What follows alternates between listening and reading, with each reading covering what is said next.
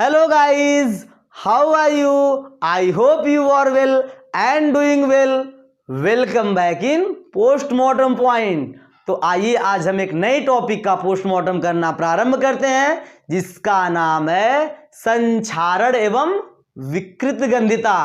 संक्षारण को अंग्रेजी में कोरोजन कहते हैं जिसका शाब्दिक अर्थ होता है जंग लगना। तो आइए डिफिनेशन देखते हैं। जब कोई धातु अपने आसपास अम्ल अथवा आर्द्रता से क्रिया कर संक्षरित होती है तो इस प्रक्रिया को संक्षारण कहते हैं। संक्षरित होने का तात्पर्य है नष्ट होना।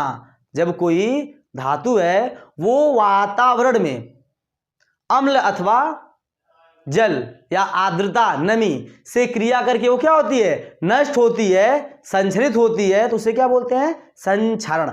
आइए हम एक एग्जाम्पल से समझते हैं। आप लोग अपने आसपास लोहे अथवा अन्य धातुओं की बनी वस्तुएं देखे होंगे जिसपे कुछ समय के पश्चात, जैसे लोहे की अगर बात करें तो जैसे लोहा अगर कुछ समय पश्चात रखे है उस पर क्या होता है, एक भूरे रंग की परत चढ़ जाती है। जब हम उसे टच करते हैं तो हाथ पे हमारे क्या एक भूरे रंग का पाउडर पदार्थ लग जाता है जिसे हम क्या बोलते हैं, जिसे बोलते हैं कि हम जंग लग गया है। क्या बोलते हैं, सामान्य भाषा में बोलते हैं कि इस लोहे पे जंग लग गया है। तो कहने का यही तात्पर्य है कि लोहा क्या हो रहा है, संक्षरित हो रहा है, जंग लग गया है, वो खराब हो रहा है। इसी प्रक्रिया क्या बोलते हैं, संक्षारण। ऐसा क्यों हो पाता है, ऐसा इसी वजह से हो पाता है क्योंकि जो लोहा है वो हवा या जल से क्या किया, अभिक्रिया किया, जिसकी वजह से क्या हो गया, वो लोहे का ऑक्साइड बना लिया और जिसे हम क्या बोलते हैं, जंग लगना बोलते हैं। ठीक है, तो हम क्या करेंगे, अब हम करेंगे जैसे एग्जांपल देखेंगे कि लोहे पे जंग लगना, चांदी पर काली परत चढ़ जाना, तांबे पर हरी परत चढ़ जाना। कहने का तात्पर्य है कि आप लोग देखे होंगे चांदी, जो महिलाएं चांदी का आभूषण पहनती हैं या जो लड़के भी कुछ पहनते हैं ना आभूषण, ब्रेसलेट वगैरह, तो देखते हैं चांदी कुछ समय बाद क्या होता है, काला पड़ जाता है। तो काला क्यों पड़ जाता है, क्योंकि चांदी भी एक सक्रिय धातु है जो क्या करती है, जो एटमॉस्फेरिक एयर अथवा एसिड वगैरह से क्या करती है, अभिक्रिया करती है, जिसकी वजह से क्या होता है, वो ब्लैक हो जाता है। स्पेशली चांदी जो है सल्फर से अभिक्रिया करती है और ब्लैक कलर में परिवर्तित हो जाती है। ठीक है, ऐसे ही बात करेंगे तांबे। जैसे आप लोग देखे होंगे कि जो तार होते हैं, वायर होते हैं, घर के वायर जो तांबे के बने होते हैं, हम क्या करते हैं, तार जब बिजली खंभे से लगाते हैं तो देखते ना, बोलते ना कि तार कार्बन पकड़ लिया है तार पे, है ना, जिसकी वजह से वो लाइट नहीं आ रही है या सही से नहीं, है ना। तो क्या करते हैं, हम जाते हैं उसको क्या करते हैं, थोड़ा सा रगड़ते हैं, फिर क्या करते हैं, तार को लगा देते हैं, बोलते हैं कि कार्बन खत्म हो गया। तो वास्तव में वो कार्बन नहीं होता, वो होता क्या है, वास्तव में उसमें क्या लगी है, जंग लगी है। जो कॉपर है वो एटमॉस्फेरिक एयर या एसिड से विक्रिया किया है, जिसकी वजह से क्या हो गई है, उस पे क्या हो गई है, उसका संचरण हुआ है। इस वजह से क्या होता है, कंडक्टिविटी, जो करंट की, जो विद्युत धारा का प्रवाह है उसमें क्या होता है, अवरोध उत्पन्न करता है। हम क्या करते हैं, उस पदार्थ को जो संचरण है उसे क्या करते हैं, हटा देते हैं, जिसकी वजह से फिर क्या होता है, एज यूजुअल वो करंट फ्लो करवाता है। आइए देखते हैं इसका हम क्या करेंगे, बचाव कैसे करेंगे, कि हमारा उपाय क्या है जिसकी वजह से हम क्या संक्षारण को रोक सके। तो पहला है पेंट की परत चढ़ा करके। कहने का तात्पर्य क्या है कि जो वस्तुएं लोहे की उन पे क्या कर दें, पेंट कर दें, जिस वजह से क्या होगा कि जो अब लोहा है वो डायरेक्ट कांटेक्ट में नहीं आएगा, वो जो वस्तु है, जो धातु है, वो डायरेक्ट एयर अथवा एसिड के कांटेक्ट में नहीं आएगी, तो संक्षारण से बच जाएगी। अगला है तेल का उपयोग करके। आप लोग देखे होंगे जैसे साइकिल के चैन वगैरह होते हैं उनमें क्या होता है कि हम उसमें तेल लगाते हैं। तेल लगाने का दो रीजन होता है, पहला क्या कि लुब्रिकेशन बना रहे, चिकनाहट बन रहे, दूसरा क्या है कि वो घिसे कम, तीसरा क्या है आसानी से चल सके, है ना, और साथ साथ संक्षारण से भी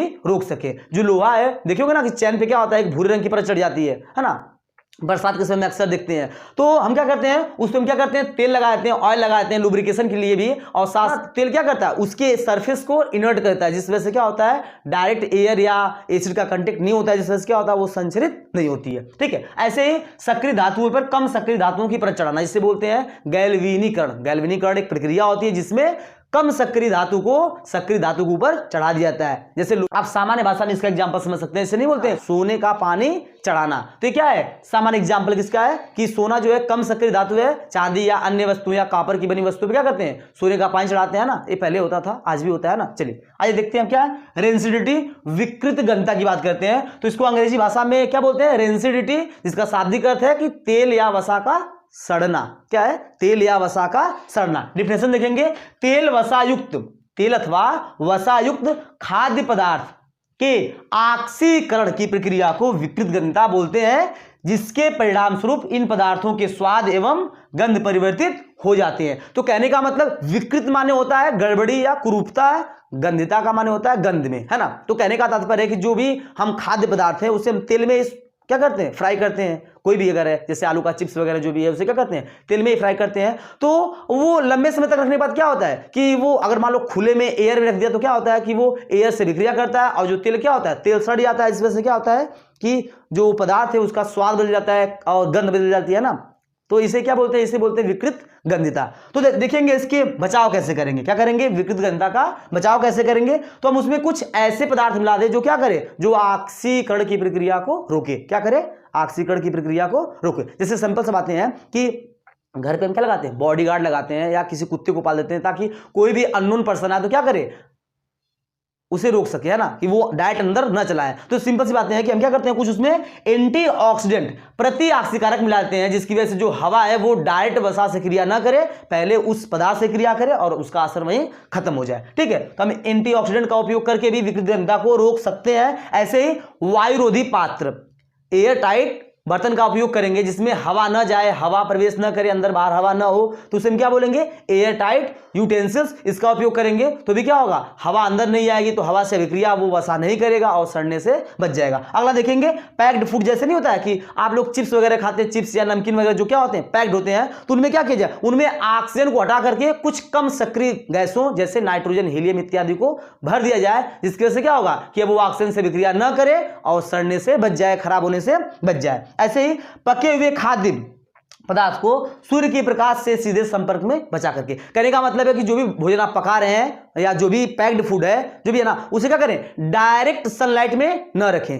सूर्य का जो प्रकाश है वो डायरेक्ट पड़ने से रोक दें तो भी क्या होगा कि उसकी लाइफ बढ़ सकती है और एसिडिटी से बच सकते हैं, विकृत गंधिता जल्दी नहीं होगी। ऐसे ही कि जो निम्न ताप माने कम ताप पर जो पके भोज्य पदार्थ हैं इनको ठंडा कर दें। क्या कर दें, ठंडा करके रखें, तो क्या होगा, ये भी जल्दी खराब नहीं होंगे और जो अभिक्रिया नहीं करेंगे। तो ये क्या था, मैंने आपको क्या पढ़ाया, संक्षारण और विकृत गंधिता। आशा करता हूं आप लोगों को ये बातें समझ में आई होगी। अगर समझ में आया होगा तो आप लोग इस चैनल को जितना ज्यादा हो सके शेयर करें, लाइक करें, सब्सक्राइब करें और बेल आइकन में जाना न भूलें। ठीक है, धन्यवाद।